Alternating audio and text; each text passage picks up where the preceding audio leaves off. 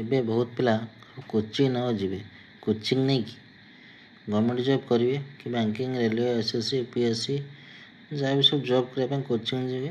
Coaching ପାଇଁ ସହରକୁ ଯିବେ, ସହର ଯାଇକି ସେଠି କୋଚିଂ ସେଣ୍ଟର ଆଡ଼ମିସନ୍ କରିବେ। ଆଡ଼ମିସନ୍ କରି 4-5 ଜଣ ସାଙ୍ଗ ମିଶିକି 2-4 ଜଣ ଗୋଟେ ରୁମ୍ ରେଣ୍ଟ ନେଇକି ପାଠ ପଢ଼ିବେ।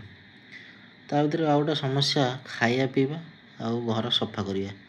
ସମସ୍ତେ କିଛି ପିଲା ଅଛନ୍ତି ତାଙ୍କର ରେଗୁଲାରଲି ରୋଷେଇ କରୁଥିବେ, ରୁମ୍ ସଫା କରୁଥିବେ, ଲାଟ୍ରିନ୍ ବାଥରୁମ୍ ସଫା କରୁଥିବେ। କିଛି ଦିନ ପରେ ଦେଖିବ କହିବ ନା ମୁଁ ଏତେ କରିପାରିବିନି, ସମସ୍ତେ ସେଠି ବାଣ୍ଟି ହେଇଯିବେ। 4 ଜଣ ସାଙ୍ଗ ଅଛନ୍ତି, କହିବ 4 ଜଣଙ୍କର 4ଟା ରବିବାର ସମସ୍ତେ ସଫା କରିବେ। ଯଦି କରୁନ ଏଇଟା କର।